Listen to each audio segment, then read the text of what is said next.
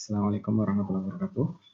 Pada video kali ini kita akan masuk ke materi simulasi CSTR atau Continuous Stirred Tank Reactor atau yang biasa kita sebut sebagai RATP atau reaktor alir tangki berpengadu. RATP atau CSTR merupakan reaktor yang sering digunakan terutama untuk proses yang berskala besar, dan biasanya CSTR ini digunakan untuk reaksi yang melibatkan fasa cair. Ya. Jika kita tinjau kembali di mata kuliah perancangan reaktor, ya, bahwa CSR itu bisa dimodelkan menjadi suatu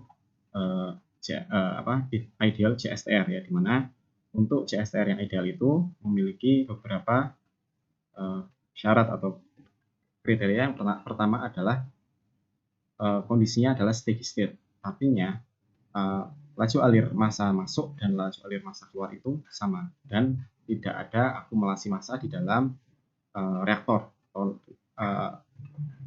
akumulasi reaktan dan produk di dalam reaktor. Konsekuensi dari steady state ini adalah yang pertama, volume dari reaksi itu yang menjadi konstan, ya, karena tidak ada akumulasi di dalam reaktor. Yang kedua adalah term akumulasi. Term akumulasi itu sama dengan 0, baik itu untuk akumulasi massa dan juga akumulasi energi. Persyaratan kedua untuk CSTR ideal itu adalah konsentrasi di semua titik di reaktor, apakah itu di dekat inlet, dekat outlet, ya, atau di dekat impeller, atau di permukaan dari liquid, itu adalah sama, karena kita asumsikan terjadi ideal mixing. Nah, namun kondisi ideal itu tentu tidak selalu bisa dicapai untuk reaktor, ya. Tetapi jika kondisi di dalam reaksi itu mendekati kondisi ideal ini, maka reaktor yang kita kaji itu dapat kita modelkan sebagai suatu CSTR ideal, ya. Sebagai contoh yang bisa kita modelkan dalam CSTR ideal, ya, dan nanti konsekuensinya adalah persamaan yang digunakan untuk memodelkan reaktor tersebut dapat kita terapkan dari persamaan yang dapat diaplikasikan untuk CSTR ideal. Yang pertama adalah tentu CSTR yang aktual, ya, di mana di dalam CSTR tersebut tentu tidak selalu ideal mixing atau pencampuran ideal itu tercapai, tapi ada kondisi tertentu, ya, dengan kecepatan pengadukan yang cukup, karakteristik atau performance dari reaktor tersebut dapat dimodelkan dengan persamaan CSTR ideal. Terus kedua adalah reaktor-reaktor yang memiliki kriteria atau karakteristik pencampuran yang mirip dengan CSTR, ya. Misalkan untuk contohnya adalah slurry bubble column reaktor. Nah, karena di dalam reaktor ini terjadi mixing atau back mixing antara produk dan juga reaktan, maka dapat kita modelkan dengan persamaan CSTR ideal. Jenis reaktor lain yang juga memiliki karakteristik back mixing atau pencampuran antara reaktan dan produk adalah fluidized bed reaktor, baik yang external circulation atau yang internal circulation. Pada fluidized bed ini yang menjadi yang terfluidisasi di sini adalah biasanya katalisnya, ya, pellet katalis,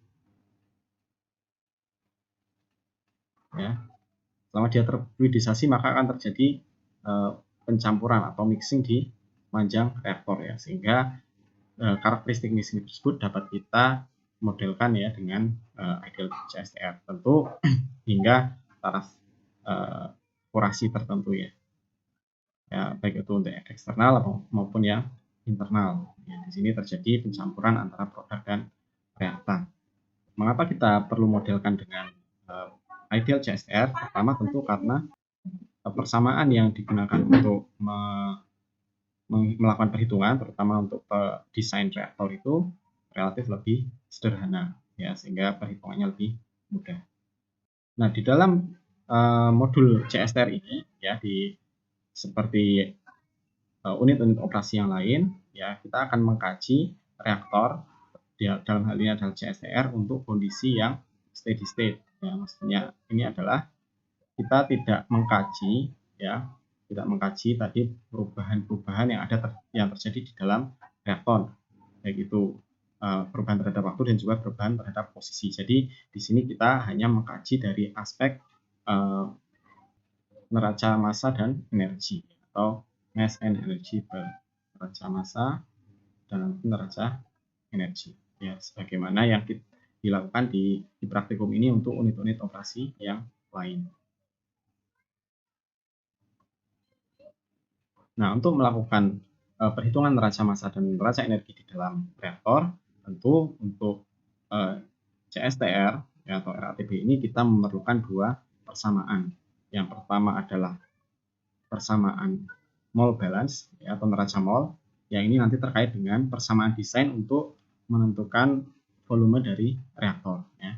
Nah, mole balance ini ya secara general ini adalah persamaan umum untuk mole balance adalah input ya, mole input dikurangi mole output. Kemudian ini adalah term generasi dan sini adalah akumulasi. Nah, tadi untuk CSTR ideal maka akumulasinya adalah 0, maka di ruas kanan dapat kita coret ya, nilainya 0. Kemudian yang kedua adalah karena volume dari reaktor itu konstan dan juga konsentrasi dari zat di semua bagian dari reaktor itu adalah konstan, maka kita dapat mengeluarkan ya, kita dapat menyatakan term dalam integral ini dalam suatu persamaan aljabar, yaitu R kalikan V ya, sehingga persamaannya lebih mudah dan kita peroleh bentuk persamaan desain yang ada di bawah ini. Jadi volume dari liquid atau fluida di dalam reaktor adalah selisih antara mol input terhadap mol output ya, dibagi dengan laju reaksinya. Jika kita nyatakan mol input dan mol output dalam term konsentrasi dari reaktan atau spesi yang ada di dalam reaktor, maka kita peroleh bentuk persamaan yang ada di bawah ini. Ini adalah persamaan untuk mole balance seperti yang dikaji di mata kuliah perancangan reaktor. Kemudian persamaan kedua yang diperlukan adalah neraca energi atau energy balance. Bagaimana persamaan neraca mol, maka untuk persamaan neraca energi, maka di sini ada input dan output ya. Tapi di sini kita nyatakan dalam satu heat flow ya, ini adalah input, energi input dikurangi energi output ya. Jika energi yang masuk ke dalam reaktor itu lebih besar daripada energi yang keluar, maka secara net energi yang terjadi adalah terjadi input energi ke dalam sistem reaktor. Kemudian bagian kedua adalah heat generation, ini yang diperoleh dari reaksi ya, karena untuk reaksi itu tergantung dari tipenya. Jika reaksi tersebut adalah endotherm, maka ini akan menurunkan energi di dalam reaktor ya, menurunkan energi. Kalau XO, maka ini akan memberikan kontribusi energi ke dalam reaktor, menaikkan suhu sebagai konsekuensinya. Nah, jika di dalam term neraca mol itu tidak ada akumulasi massa di dalam reaktor, maka ini berbeda dengan term neraca energi ya, karena di sini mungkin saja terjadi akumulasi energi di dalam reaktor, tetapi yang membedakan dengan term neraca massa ya, untuk akumulasi energi di dalam reaktor ya, term akumulasi energi ini dinyatakan dengan perubahan suhu antara input dan output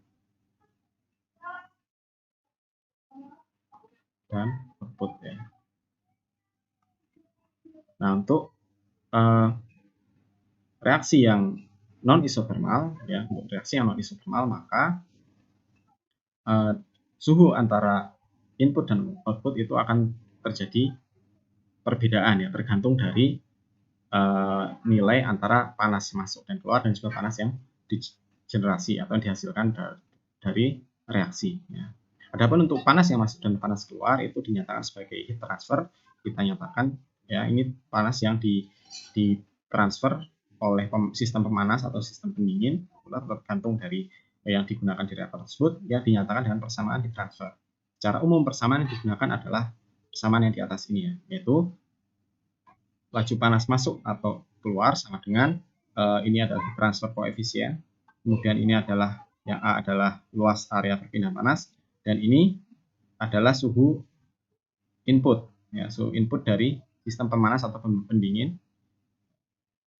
heater atau cooler. Ini adalah suhu keluaran dari heater atau cooler, output dari heater atau cooler, ya. Jika panas dipindahkan ke dalam reaktor, maka suhu dari heat transfer fluid akan mengalami penurunan, ya, di sini, ya, ada perubahan suhu. Tapi ini juga tergantung kondisi dari heat transfer fluid, apakah pada kondisi jenuh atau kondisi tak jenuh, ya. Nah, tapi secara umum persamaannya seperti ini. Nah, untuk kondisi heat transfer fluid dengan laju alir yang sangat besar, ya, maka persamaan di atas dapat didekati dengan persamaan yang lebih sederhana, yaitu heat transfer coefficient dikalikan dengan suhu dari pemanas atau pendingin yang cenderung konstan dikurangi dengan suhu dari reaktor. Nah, kemudian bagian selanjutnya dari reaksi adalah bagaimana kita memasukkan untuk laju reaksi, ya, laju reaksi di dalam reaktor. Nah, di dalam Unisim ada beberapa metode, ada 5 metode, ya, paling tidak, untuk bagaimana kita memasukkan laju reaksi, ya, atau juga proses di dalam reaktor itu ke dalam model reaktor yang kita gunakan. Dan jika kita lihat di Unisim, nanti akan muncul untuk pilihan input reaction, ya, di bagian reaction ada 5 opsi: convection, equilibrium, heterogeneous catalytic, kinetic, simple, dan simple rate yang terakhir, ya. Jadi akan kita lihat satu persatu, kita review satu persatu, ya. Tetapi nanti pemilihan dari model input ini akan sangat tergantung dari data laju reaksi yang kita miliki. Untuk model pertama adalah untuk tipe konversi. Jadi ini adalah untuk model input data laju reaksi jika data yang kita miliki hanya menunjukkan konversi yang diperoleh dari reaktor terhadap suhu dari reaksi, ya. Ini untuk beberapa reaksi tertentu data yang tersaji misalkan di paten atau di jurnal hanya untuk seperti ini, maka kita tetap bisa menginputkan data tersebut ke dalam Unisim dengan cara memasukkan model konversi, ya, sebagai fungsi dari suhu, atau X sebagai fungsi dari suhu yang dinyatakan dalam persamaan, bisa linear atau persamaan polinomial, ya, persamaan polinomial. Itu tergantung nanti dari persamaan yang kita peroleh. Misalkan seperti ini, saya ambil dari jurnal, kita memiliki data antara konversi, ya, di suhu Y sebagai fungsi dari suhu reaksi di sini. Maka kita bisa inputkan nanti bahwa ketika reaktor tersebut mencapai suhu tertentu, maka konversi yang diperoleh untuk reaktor tersebut adalah sekian persen. Ini adalah bentuk yang paling simple, ya, untuk menginputkan laju reaksi. Kemudian yang kedua adalah tipe equilibrium, ya. Untuk tipe equilibrium ini adalah untuk reaksi yang diasumsikan terjadi sampai equilibrium. Nah, ini biasanya untuk mengkaji reaktor, ya, dari aspek ketika mencapai kesetimbangan, ya, atau maksimum konversi yang bisa diperoleh, ya, itu kita bisa menginputkan tipe equilibrium. Nah, ini biasanya persamaan yang diketahui dari paper atau dari paten itu adalah persamaan yang menunjukkan hubungan antara konstanta kesetimbangan reaksi dengan suhu. Nah, nanti persamaannya bisa dinyatakan sebagai persamaan linear ataupun yang non-linear. Jadi nanti kita sesuaikan persamaan yang diperoleh di dalam paper menjadi bentuk yang ada di sini. Misalkan persamaan kita peroleh adalah persamaan linear antara ln K dengan, misalkan di sini seperti, ya, ini untuk bentuk persamaan Van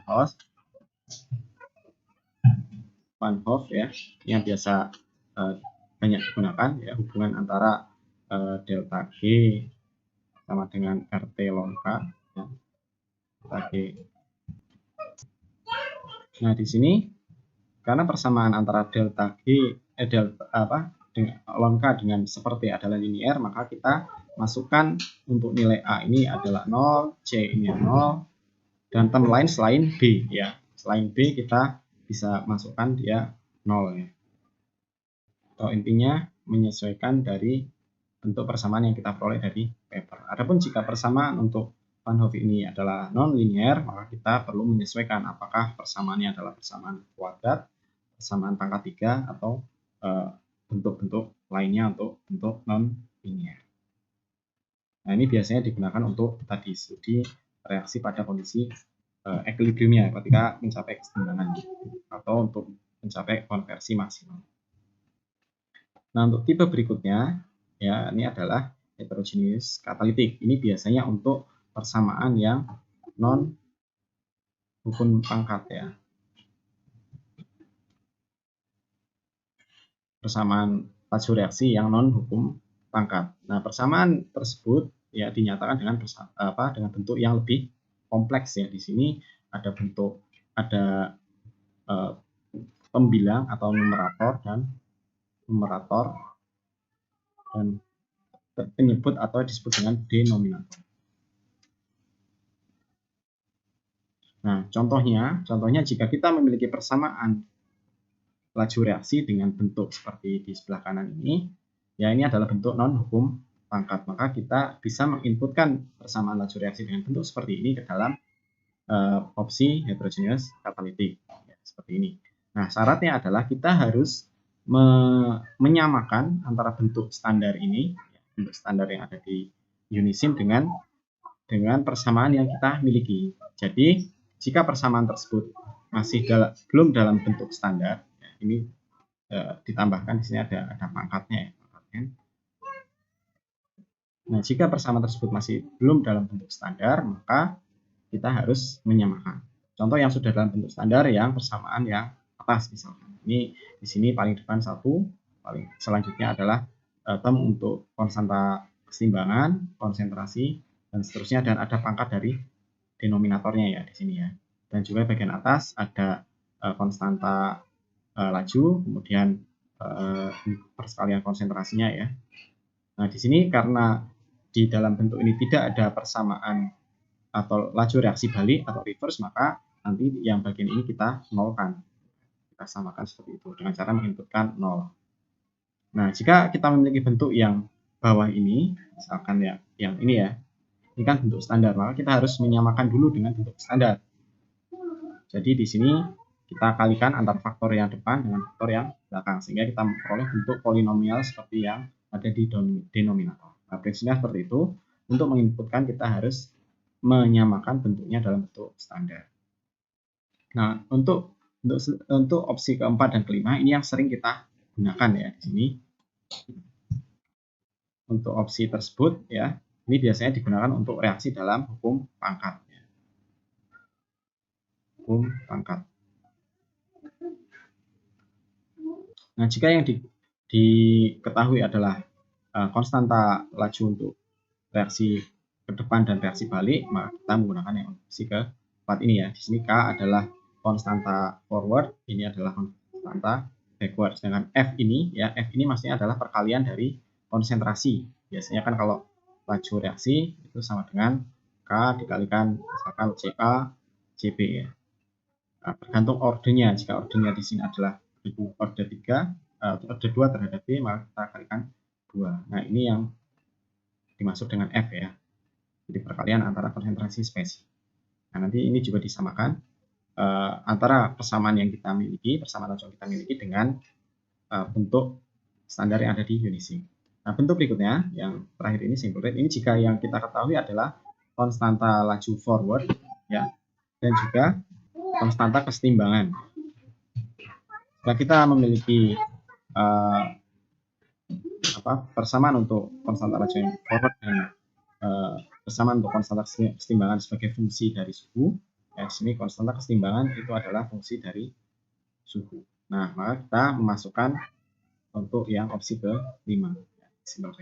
Nah, nanti untuk konstanta kesetimbangan itu dinyatakan dengan persamaan Arrhenius ya, di mana persamaannya adalah A dikalikan eksponen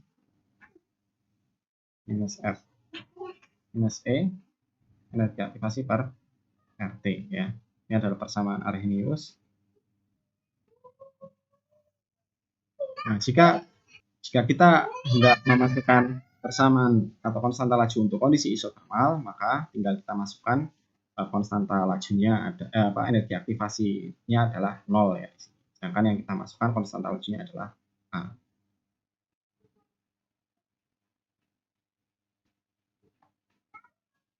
Untuk isotermal. Jadi prinsipnya dalam kita menginputkan data laju reaksi ke dalam Unisim, ya kita sesuaikan data laju reaksi yang kita miliki untuk model yang akan kita simulasikan, apakah tadi berupa hukum pangkat atau non hukum pangkat atau berupa konversi atau untuk pengkajian reaksi dalam kesetimbangan, ya baru kita pilih opsinya berdasarkan data yang kita miliki. Kemudian nanti untuk memasukkan tersebut kita sesuaikan berdasarkan format yang ada, ya kita sesuaikan agar bentuknya sama. Oke, untuk modul 7 ini kita akan mensimulasikan ya proses dalam CSTR menggunakan Unisim Design pada kondisi steady state mode ya. Ya kita hanya mengkaji neraca massa dan neraca energinya. Nah, ada dua proses yang akan kita kaji. Yang pertama adalah untuk reaksi yang melibatkan sikloheksil-amin ya, dan yang kedua adalah untuk proses melibatkan etil benzen. Ya, nanti kita coba untuk mensimulasikan kedua reaksi tersebut. Baik, untuk selanjutnya bisa langsung dibuka Unisimnya ya. Kita akan memasuki untuk simulasi bagian pertama, yaitu simulasi reaksi pembentukan sikloheksil-amin ya dari anilin dan hidrogen. Di sini kita akan melihat bagaimana proses untuk perhitungan neraca massa dan energi di dalam reaktor CSTR untuk pembentukan reaksi tersebut. Di sini tersedia beberapa data. Yang pertama adalah kondisi reaktor, kondisi umpan, ya, kemudian juga untuk valve-valve yang terkait yang digunakan, dan juga untuk persamaan lajunya. Di sini kita memiliki data. Ya, kinetik datanya di sini sudah tersedia. Kemudian nanti proses flow diagram yang akan kita buat adalah bentuknya seperti ini. Jadi kita memiliki dua umpan fresh feed ya, hidrogen dan juga anilin yang dua umpan ini dimasukkan dimix ke dalam CSTR. Dan nanti di dalam reaktor tersebut akan terbentuk dua fasa. Yang pertama adalah fasa gas ya, yang di venting di bagian atas, dan fasa cairannya yang merupakan produk dari reaksi.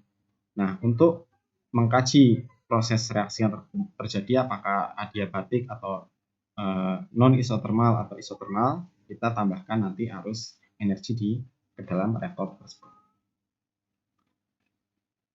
Baik, pertama kita tambahkan dulu untuk komponennya. Yang pertama adalah anilin, kemudian hidrogen, kemudian sikloheksil-amin. Ya, sikloheksil-amin. Oke, selanjutnya untuk fluid package yang digunakan adalah Wilson ya, karena di sini ada fluida yang terlibat kemungkinan membentuk larutan non ideal. Kita pilih dari activity model yaitu Wilson. Nah, untuk simulasi kali ini karena akan kita simulasikan reaksi, maka kita tambahkan reaction. Nah, kita lihat data laju reaksi ya. Di sini reaksinya adalah berupa hukum pangkat, ya, hukum pangkat. Kemudian ini konstanta lajunya dinyatakan dalam bentuk Arrhenius, di mana diketahui untuk frekuensi faktornya sekian, kemudian energi aktivasinya juga kita ketahui. Kemudian panas reaksinya juga di sini diketahui ya, tapi ini nanti bisa dihitung oleh Unisim dari data kalor dari komponen. Nah, karena kita memiliki persamaan laju yang merupakan hukum pangkat ya, kita bisa pilih di sini baik yang simple rate atau yang kinetik. Misalkan kita pilih untuk kinetik. Nah, jadi pertama kita inputkan ya adalah komponen yang terlibat. Di sini pertama kita lihat dari persamaan lajunya. Yang menjadi reaktan adalah anilin dan hidrogen, dan yang menjadi produk adalah sikloheksil-amin. Maka pertama kita tambahkan dari reaktan, dan terakhir paling bawah adalah produknya. Nah, untuk koefisien stoikiometri kita lihat untuk reaktan maka harus dalam bentuk negatif, dan untuk produk adalah positif. Maka di sini untuk anilin kita masukkan -1 ya. Kemudian untuk hidrogen itu adalah -3. Kemudian untuk sikloheksil-amin adalah 1. Oke, nah di sini pertama saya ubah dulu untuk satuannya ya, menggunakan satuan British. Nah, untuk mengecek apakah data koefisien stoikiometri yang kita masukkan sudah betul atau tidak, bisa dilihat dari balance error ya. Jika sudah betul, maka nilai balance error-nya adalah 0. Dan kita lihat untuk panas reaksi yang dihitung dari data komponen ya, di sini adalah minus 82.000 BTU per on mol. Nah, kita cocokkan dengan data yang kita miliki, sudah cocok di sini ya. Oke, nah kemudian di bagian order, ini adalah order reaksi. Kita lihat dari persamaan lajunya di sini adalah order 1 untuk masing-masing reaktan dan tidak ada reaksi balik. Maka kita masukkan order 1 terhadap anilin, kemudian order 1 terhadap hidrogen, dan untuk reaksi baliknya tidak ada ya, jadi bisa kita kosongkan. Selanjutnya kita pilih basisnya. Di sini basis untuk perhitungan konsentrasi adalah konsentrasi molar. Konsentrasi molar dengan satuan on mol per feet kubik ya. Kemudian untuk laju reaksinya adalah on mol per jam. On mol per jam per feet kubik. Per kubik feet. Kemudian yang menjadi basis komponen adalah anilin. Reaksinya di sini hanya terjadi di liquid ya, maka kita pilih liquid phase.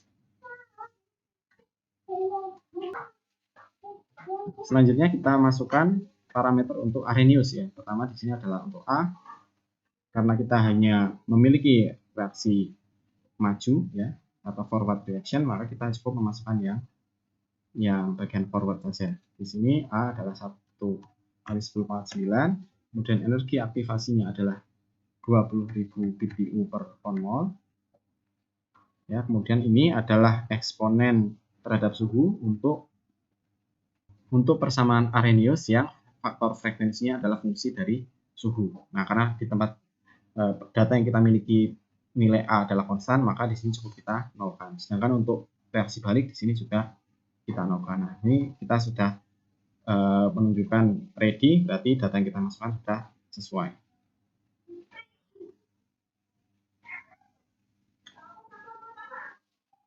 Nah, selanjutnya yang kita lakukan adalah kita harus menambahkan sama laju ini ke fluid package. Jadi kita klik add to FP di sini ya. Ini adalah fluid package yang kita pilih. Nah, setelah ini selesai, kita bisa masuk ke PFD. Kita lihat dari PFD yang disusun ya, kita memiliki 2 arus umpan.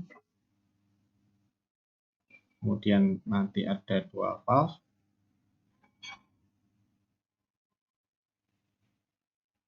Pertama adalah FFH atau flash feed hidrogen. Ya, di sini data untuk FFH suhunya 100 Fahrenheit. Kemudian tekanannya 650 psi, dan laju molarnya adalah 400 on mol per jam. Dan untuk komposisinya di situ adalah hidrogen 100%. Dan untuk bagian bawah adalah fresh feed anilin. Fa suhunya adalah 100 Fahrenheit, tekanannya 650 psi, dan laju alir molarnya 100 on mol per jam. Komposisinya di situ adalah 100% anilin. Selanjutnya di sini adalah valve 1. Inletnya adalah FFH, outletnya adalah V1 valve dengan delta P 40 PSI.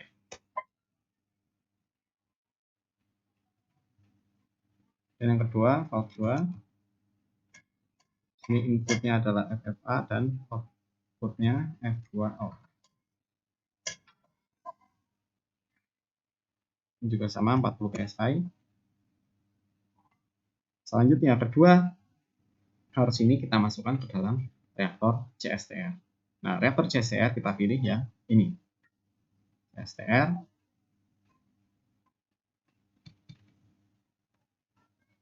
Ada 2 arus, satu out dan V2 out. Kemudian untuk outletnya tadi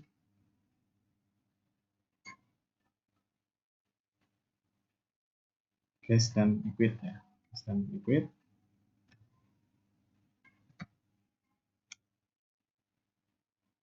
Dan kita tambahkan arus energi R.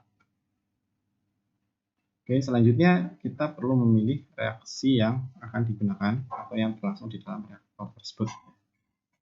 Global reaction set ini. Kemudian volume reaktor ya, ini terkait dengan tadi untuk perhitungan neraca massa di dalam neraca mol di dalam reaktor, maka kita memerlukan volume reaktor ya. Memerlukan volume reaktor. Kita masukkan ke dalam rating di sini bisa kita masukkan volume 1200 feet ya. Dan kemudian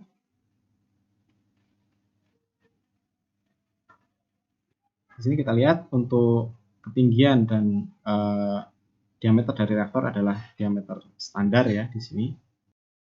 Nah, kemudian di sini yang belum diketahui adalah cuti dari heater atau cooler dari reaktor ya. Nah, tadi kita lihat bahwa reaksi ini adalah eksotermik, maka nanti untuk cutinya adalah biasanya untuk pendingin ya, atau cooler, atau pendingin atau cooler. Nah, untuk heat transfer tersebut ya dapat kita coba-coba untuk berbagai skenario. Misalkan pertama kita coba untuk skenario adiabatis, reaktor reaksinya adiabatis, maka panas reaksinya bisa kita set 0. Untuk kita lihat bagaimana perubahan suhu dari reaktan ke arus produk pada kondisi adiabatis.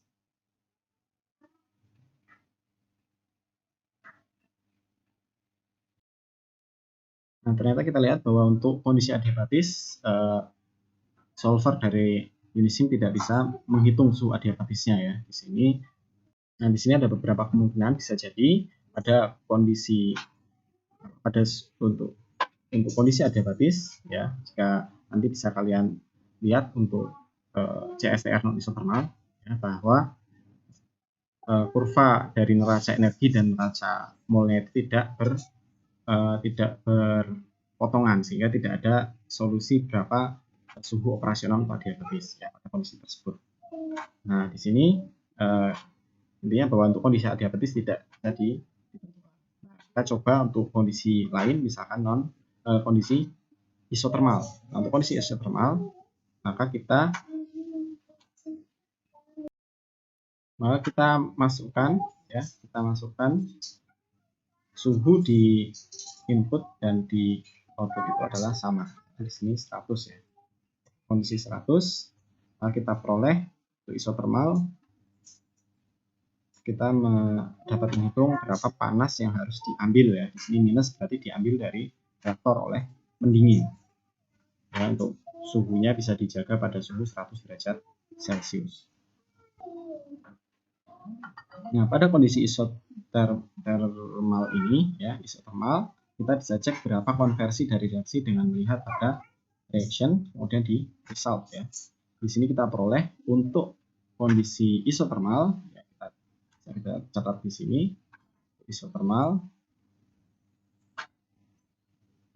itu adalah konversi hanya 0,95% ya, sangat kecil. Sini konversinya sangat kecil dengan extent of reaction-nya hanya 0,95 mol dari anilin yang ada ya. Jadi pada kondisi isothermal 100 derajat Celcius itu suhu 100 Fahrenheit, ternyata konversi yang kita peroleh sangat sedikit. Nah, kita dapat melihat untuk perubahan mol antara reaktan dan juga produk di reaction balance di sini. Di sini kita memiliki 100 mol per jam ya, 100 pound mol per jam ya, hanya terjadi reaksi 0,95 pound mol per jam untuk anilin, dan untuk hidrogen hanya 2,86 pound mol per jam. Jadi extent of reaction-nya sangat kecil dan konversinya juga sangat kecil. Nah, dapat kita coba ubah ya untuk reaksinya non isothermal. Caranya adalah kita ubah saja suhu di sini. Misalkan kita set di suhu 200 derajat Fahrenheit.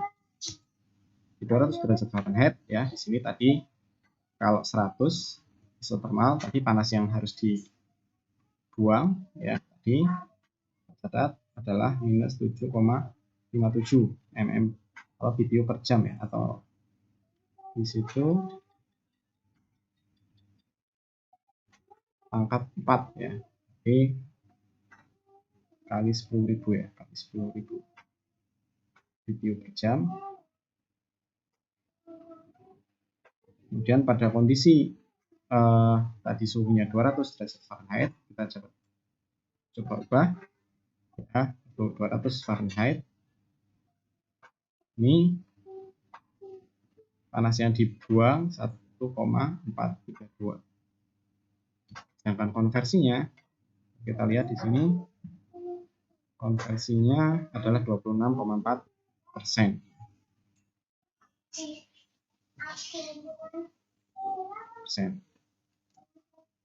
Nah, tentu kita dapat meningkatkan konversi dengan cara meningkatkan suhu dari reaksi ya.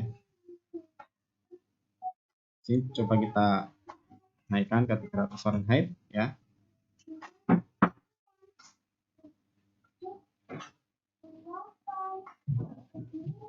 Tadi ada koreksi ya, kalau suhunya kita set di 200 Fahrenheit, maka tadi ini panas yang dibuang justru lebih banyak ya, 1,432 kali 10 pangkat 6 BTU per jam. Ya, di sini dapat kita lihat karena kondisi reaksi adalah non isothermal ya. Dan ini adalah reaksinya adalah eksotermis, maka pada suhu reaksi yang lebih tinggi di dalam CSTR justru kita semakin tinggi suhu ya, tapi karena laju reaksi makin tinggi, maka panas yang dihasilkan oleh reaksi juga makin tinggi, sehingga untuk menjaga suhu reaksi pada 200 derajat Fahrenheit, justru suhu atau panas yang harus diambil lebih banyak ya. Di sini di 1,432 kali 10 pangkat 6 BTU per jam. Nah, jika reaksi di set pada suhu yang lebih tinggi, yaitu 300 Fahrenheit, nah kita peroleh bahwa panas yang harus dibuang itu juga lebih tinggi lagi, ya, minus 6 10 pangkat 6 ya. Kemudian untuk konversinya dapat kita lihat di sini mendekati 100% ya, 92,39%. Nah, dengan ini kita bisa melihat ya, karena tadi laju reaksinya hanya satu arah, tidak ada kesetimbangan dan tidak ada reaksi balik, maka semakin tinggi suhu ya, dan juga karena reaksinya hanya satu persamaan laju, maka dapat kita lihat semakin tinggi suhu maka konstanta laju reaksinya makin besar ya, berdasarkan persamaan Arrhenius. Semakin besar reaksi, tadi panas yang dihasilkan itu juga semakin besar ya. Kita dapat lihat tadi hubungan antara konversi dengan suhu reaksi di dalam CSTR ya. Suhu reaksi yang diset di CSTR dan juga berapa panas yang harus dibuang dari reaktor. Nah, untuk perubahan fasa dan lain sebagainya dapat kita lihat di workbook ya di sini untuk kondisinya. Kemudian komposisi. Kita lihat komposisi di cairan ya. Sebagian besar sikloheksilamin itu berada di fase cair. Adapun hidrogen di sini terkonsumsi ya, karena tadi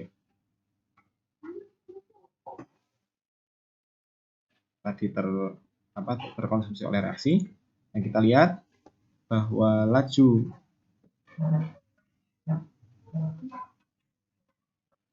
molar di fase cairan lebih kecil ya, tetapi laju masanya lebih besar karena tadi ya sebagian besar produknya adalah sikloheksilamin yang memiliki berat molar yang besar ya, sehingga dengan mol yang kecil tetap sebagian besar massa akan berpindah ke fase cair.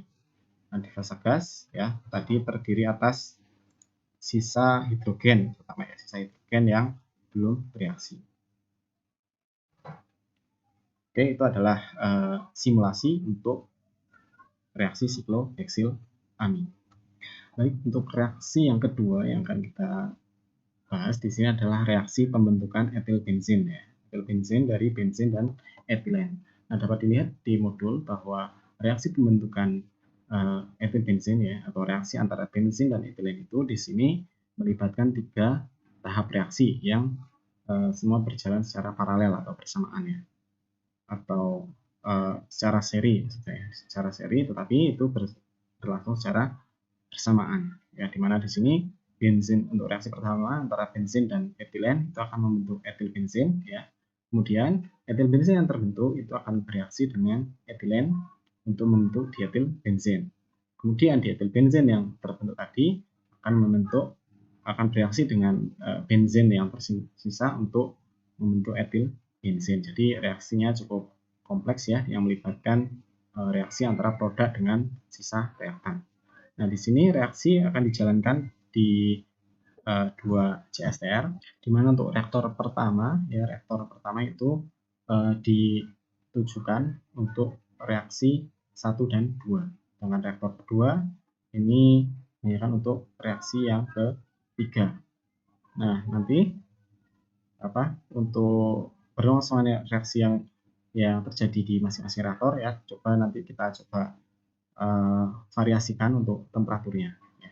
Kemudian untuk data laju reaksi di sini dapat lihat untuk reaksi 1 kita lihat faktor frekuensinya 5,5 kali 10 pangkat 9. Kemudian energi aktivasinya di sini adalah 69.780. Jadi nanti diingat bukan minus 69.780 yang dimasukkan ke dalam unisim, tetapi yang positifnya ya, karena untuk persamaan Arrhenius itu energi aktivasinya sudah dinegatifkan. Kemudian di sini dapat lihat bahwa order reaksinya masing-masing 1 terhadap reaktan dan tidak ada reaksi balik. Kemudian diperhatikan di sini untuk satuan laju reaksinya ya, untuk reaksi 1 dan 2 itu menggunakan satuan kilomol per detik, sedangkan yang reaksi ketiga itu menggunakan satuan kilomol per jam. Kemudian untuk basisnya kita gunakan konsentrasi, kemudian di sini suhunya menggunakan Kelvin. Kemudian juga data-data lain dapat dilihat di sini.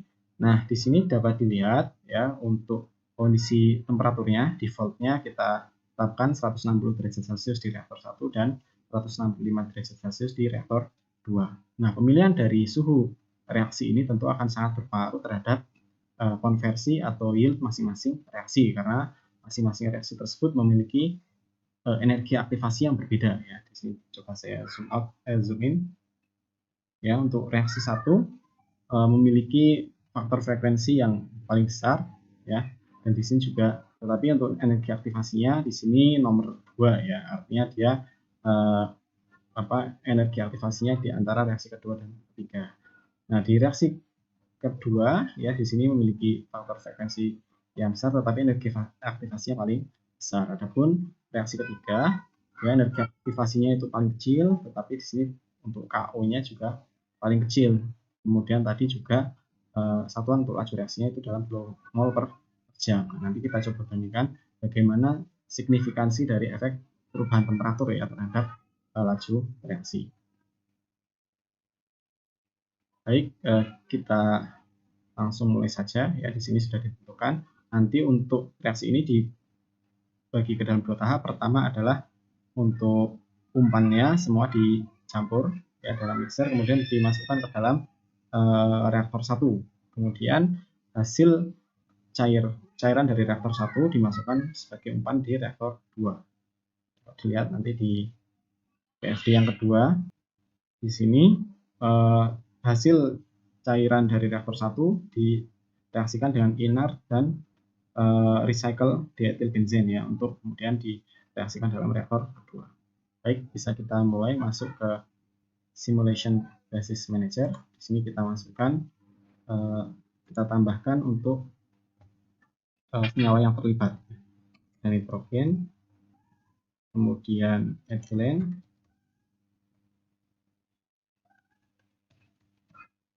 adalah ini, kemudian benzene, ethyl benzene,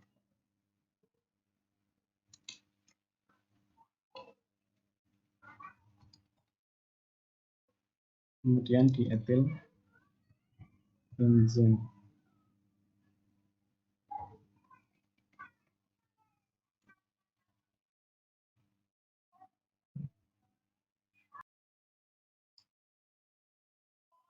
Satu koma dua ethyl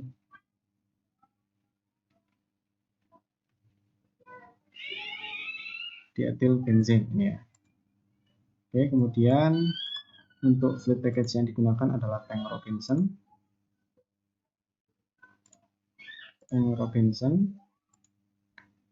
Kemudian kita masukkan untuk reaksinya. Reaksi kita lihat di sini ada 3 reaksi. Yang pertama adalah benzin plus etilen menjadi etil benzin, kedua adalah etil benzin plus etilen menjadi dietil benzin, dan yang ketiga adalah dietil benzin ditambah benzin menjadi 2 etil benzin. Kita tambahkan ya, pertama untuk reaksi 1 kita gunakan kinetik.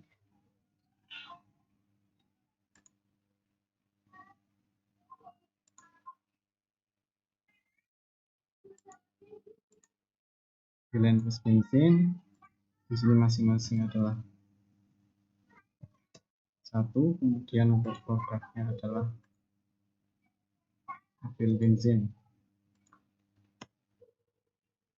Kemudian order untuk masing-masing reaktan adalah plus 1. Ya, di sini sudah balance. Untuk basisnya tadi kita gunakan etilen ya, kemudian konsentrasi. Untuk parameternya di sini referensi faktor 5,5 eksponen 9, kemudian energi aplikasinya adalah 69.780. Kemudian untuk reaksi kedua kita tambahkan juga. Di sini adalah etilen plus etil benzin menjadi dietil benzin. Masing-masing adalah -1. Order reaksinya juga masing-masing 1. Basisnya sama. Nah, untuk satuannya tadi kilomol per detik ya. Kita sesuaikan. Baik, di sini 83.680. Tadi yang reaksi 1 nanti kita perbaiki. Ini adalah reaksi antara dietil benzin dengan benzin. Jadi 2 etil benzin. Jadi koefisien stoichiometrinya adalah seperti ini. Masing-masing ordernya 1 terhadap reaktan. Oke, sudah full. Terus kemudian ini adalah satuannya per jam ya. Sini 1500. Untuk energi aktifnya 62.760. Oke, kita perbaiki untuk yang reaksi 1 di basisnya adalah per detik. Oke, selanjutnya kita tambahkan add to fluid package. Oke, sudah berhasil, langsung bisa kita masuk ke proses flow diagram. Oke, di sini kita memiliki 4 arus masuk ya. Yang pertama adalah recycle benzene, ya. Kemudian fresh feed benzene, fresh feed ethylene, dan inert satu ya. Di sini kemudian ada 3 valve yang kita pasang, 1, 2, dan 3.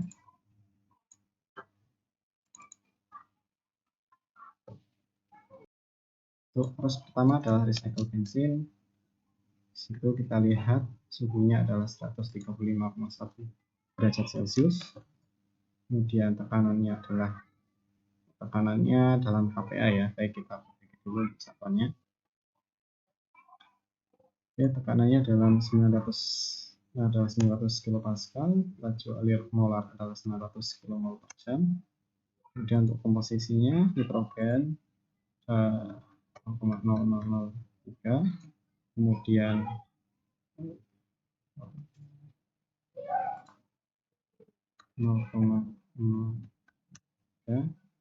kemudian benzen adalah 0,997 dan etil benzen 0,01. Kemudian untuk arus kedua adalah fresh feed benzene. Suhunya adalah 50 derajat Celcius, tekanan 100 kilopascal, laju alir molar 700 kmol per jam. Kemudian untuk komposisinya itu adalah 100% benzin. Dan arus ketiga adalah fresh feed ethylene dengan suhu 50 derajat Celcius, tekanan 1100 kilopascal, dan laju alir molar 610,6. Ya, kemudian komposisinya ini adalah 100% ethylene. Oke. Untuk arus ketiga adalah inert. Ini adalah gas nitrogen ya, inert 1. Dan suhunya adalah 50 derajat Celcius, tekanannya 1200 kilopascal, dan laju alir molarnya 5 kmol per jam. Dengan komposisi 100% nitrogen. Oke, selanjutnya di sini pressure drop untuk masing-masing valve ya. Di sini valve 1 inputnya adalah FF fresh feed benzene. Kemudian dan untuk valve 1 pressure dropnya 200 kilopascal. Valve 2 di sini adalah fresh feed ethylene dan suaranya kayak valve. Pressure dropnya juga sama 200 kilopascal. Kemudian untuk valve 3 adalah inert 1 dengan pressure drop 300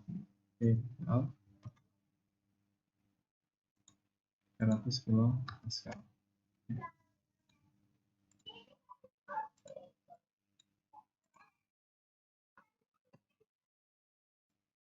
Nah, selanjutnya di sini arus dari recycle benzene dan valve 1 itu dicampur ya dalam mixer. Gunakan mixer 1. Sini recycle benzene dan satu out. Selanjutnya semua arus dari valve itu diinputkan ke dalam reaktor 1.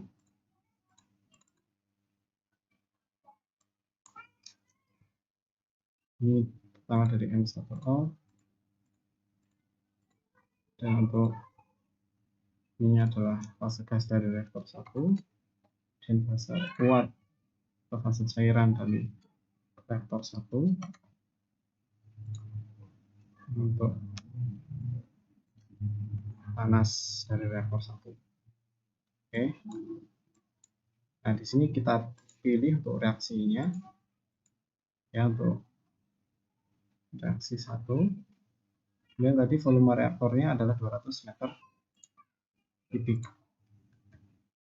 Cukup besar ya volume reaksinya. Nah, di set reaksi 1 itu pada reaktor 1 suhunya adalah 160 derajat Celcius. 61 derajat Celcius, maka kita tentukan di bagian worksheet ya, 100 60 derajat Celcius dan tekanannya adalah 9 bar. Oke, pada kondisi ini ya, kalau kita lihat di sini reaksi 1 adalah eksotermis, kemudian reaksi 2 itu adalah eksotermis, dan reaksi 3 adalah eksotermis ya. Maka kita lihat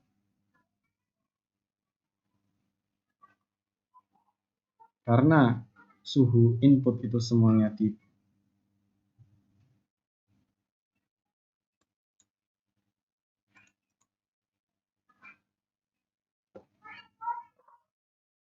karena suhu input itu rendah ya, dan kemudian tadi jika kita lihat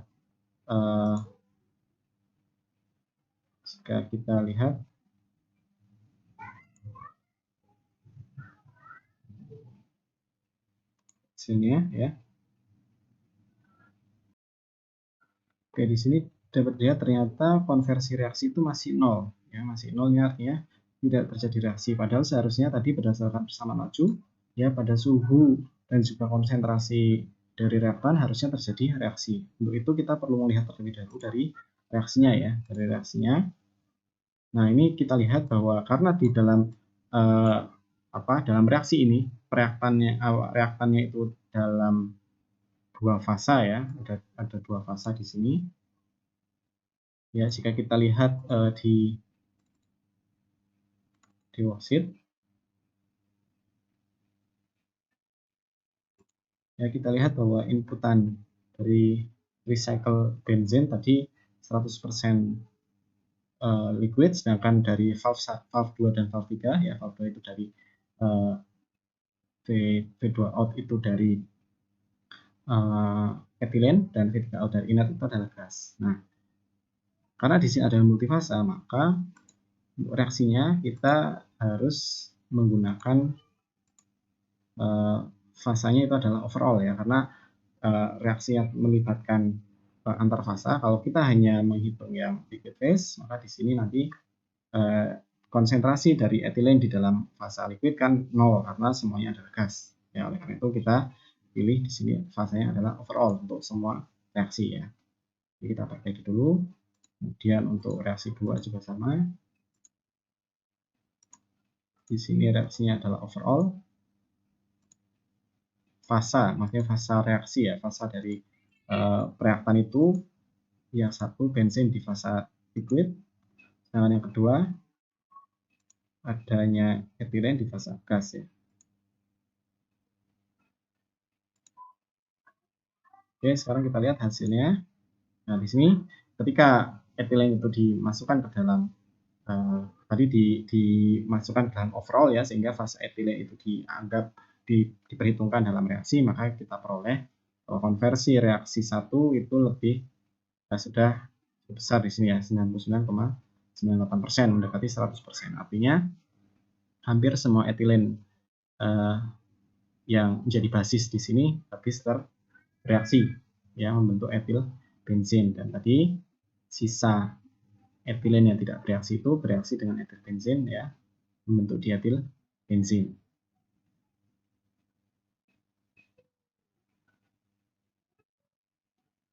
Oke, kemudian kita lihat di sini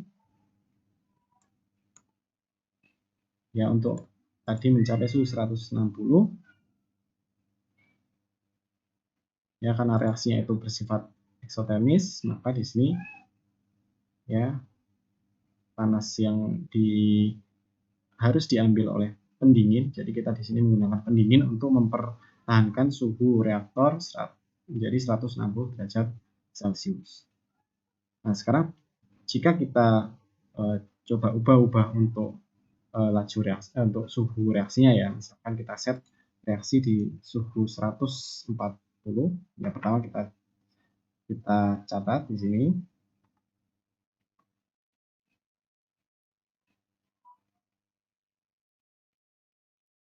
Kita catat ya, untuk reaksi 1 untuk suhu, di sini suhu, kemudian konversi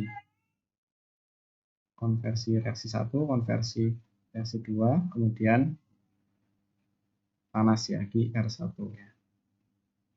R1 di sini pertama kita set di suhu 160 derajat Celcius. Tadi adalah 99,98% adalah yang reaksi 2 tadi 0,02% ya.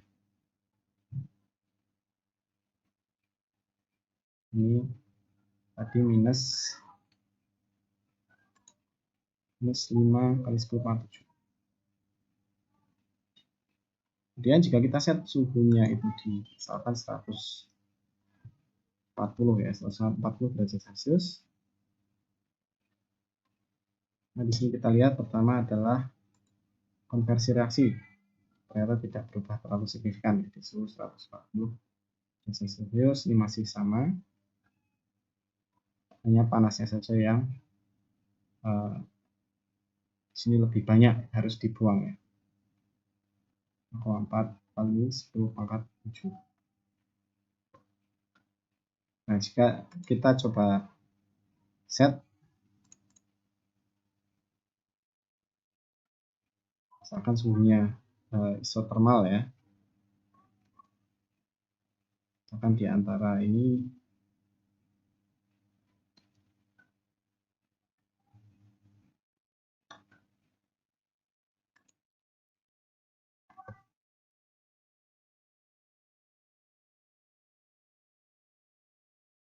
ya, dengan suhu 100 derajat Celcius pun tidak terlalu signifikan ya. Ini tentu karena tadi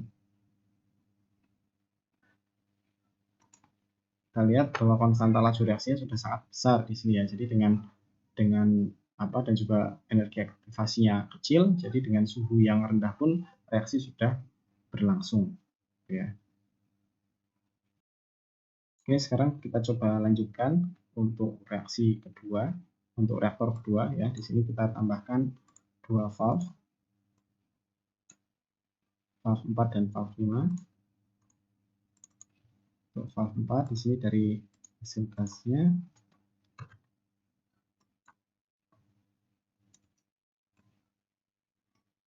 dengan pressure drop 300 kilopascal. Kemudian untuk valve 5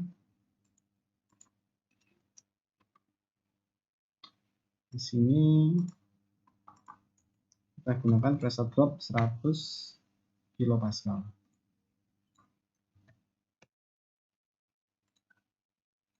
Oke.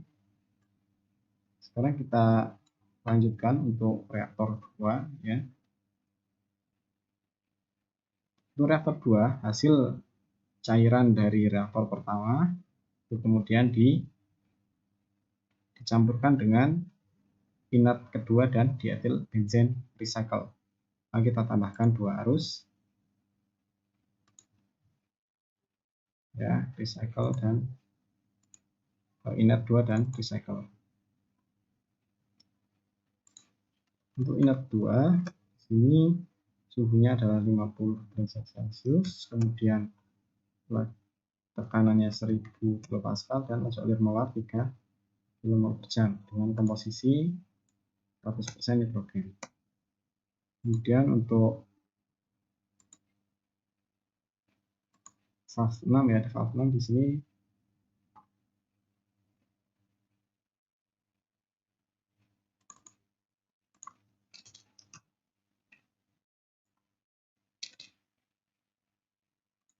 valve 6 menggunakan pressure drop 200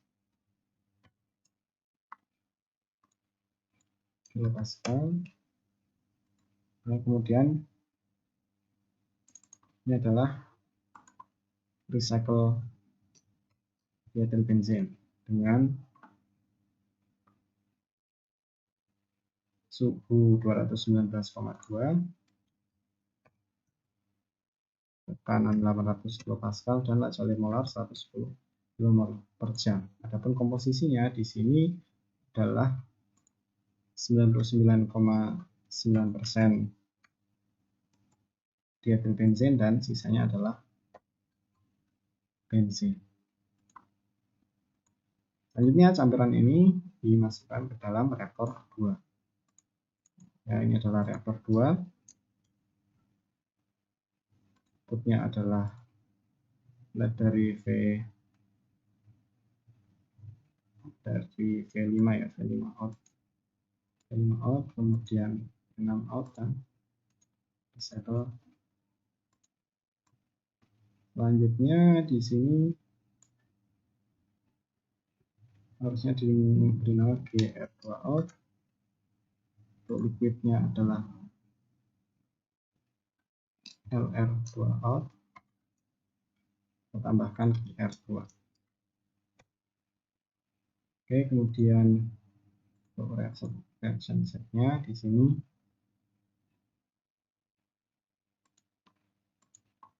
pilih untuk volume reaksinya adalah 200 ya. Kemudian tadi suhu untuk reaktor 2 di set di 165 bar. 165 bar. Kita set di sini 165 bar. 165 derajat Celcius. Sorry. Oke, di 165 derajat Celcius kita peroleh hasil reaksinya. Di sini untuk reaksi 1 ya, ini etilen yang tersisa masih terkonsentrasi semua ya, dan sebenarnya extent of reaction-nya ini sangat kecil ya. Kalau kita lihat di sini ya, sebenarnya tidak ada perubahan signifikan. Ini kemungkinan terkait dengan reaksi yang berlangsung ya, karena di sini sangat ya, kalau kita lihat di sini tidak ada perubahan signifikan antara input dan outputnya. Nah, coba kita set. Jadi ya, jika kita lihat untuk reaksinya ya, memang di sini konversinya tinggi, artinya etilen yang tersisa dari reaksi reaktor 1 itu semuanya hampir 100% bereaksi ya, bereaksi dengan benzin yang tersisa juga. Tetapi di sini dengan suhu reaktor 165 derajat Celcius ternyata extent of reaction-nya sangat kecil. Nah, misalkan jika kita coba naikkan suhunya pada suhu 200 derajat Celcius, kita lihat efeknya ya.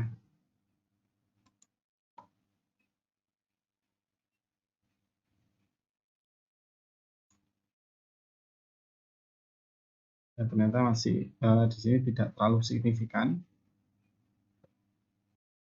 Ya, di sini dapat dilihat bahwa konversinya untuk masing-masing reaksi ya relatif kecil, dan jika kita lihat lagi di extent of reaction-nya ini juga sangat kecil.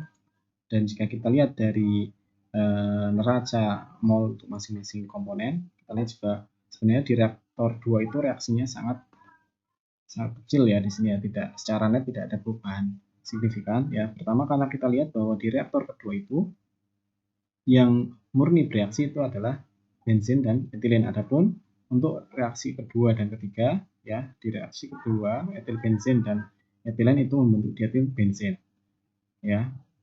Nah, produk dari reaktor kedua itu dia akan membentuk etil benzin lagi ya, membentuk etil benzin ya, yang merupakan reaktan dari reaksi kedua. Oleh karena itu, karena di sini ada semacam kesetimbangan ya, kesetimbangan antara reaktan dan produk ya, maka kita lihat bahwa secara net extent of reaction dari reaktor 2 itu sangat kecil ya. Walaupun jika kita lihat dari konversinya di sini, konversi untuk terhadap etilen dan terhadap etilen ya, itu karena etilen merupakan sisa dari reaktor 1, maka ya yang sebenarnya berfungsi sebagai reaktan di situ adalah etilen, maka kita lihat secara umum extent of reaction dan juga mol valence untuk reaktor 2 ini relatif kecil ya, tidak ada perubahan signifikan. Ya, ini tentu ketika reaksi itu melibatkan beberapa tahap ya, tahap reaksi, dan ada seperti tadi yang reaktan menjadi produk di reaksi yang lain, maka di sini kita peroleh ada reaksi yang sifatnya agak bolak-balik, dan jadinya untuk melakukan analisa harus relatif lebih kompleks ya. Kita harus melihat, kita lihat, kita kaji selektivitas dari reaksinya berdasarkan dari energi aktivasi dan konstanta laju masing-masing reaktan ya, untuk kita lihat mana yang lebih selektif gitu ya. Dan kita pilih suhu dari reaktor itu yang memberikan selektivitas paling tinggi untuk reaksi yang kita inginkan. Oke, nah di sini dapat kita lihat untuk reaksi kedua ya, di reaksi kedua ini ada sedikit perbedaan ya, mungkin ini karena ya perbedaan perhitungan ya, tapi secara umum jika kita lihat di reaktor kedua itu extent of reaksinya itu memang sangat kecil ya. Kita lihat di sini hanya dari order ratusan mol per jam itu hanya sekitar 1 kali 10 minus 3 mol per jam untuk extent reaction-nya, hingga sangat kecil. Nah, itu adalah simulasi untuk reaksi dalam CSTR ya. Di sini nanti bisa kalian trial error lagi untuk parameter yang lain ya, tetapi intinya untuk reaksi dengan CSTR itu bisa dilakukan tadi dengan kondisi isothermal, dengan kita set suhu antara campuran reaktan dengan produknya sama, atau pada kondisi non isothermal di mana ada perbedaan suhu antara reaktan dan produk. Oke, mungkin itu untuk simulasi CSTR ya menggunakan Unisim. Semoga bermanfaat. Saya tutup. Assalamualaikum warahmatullahi wabarakatuh.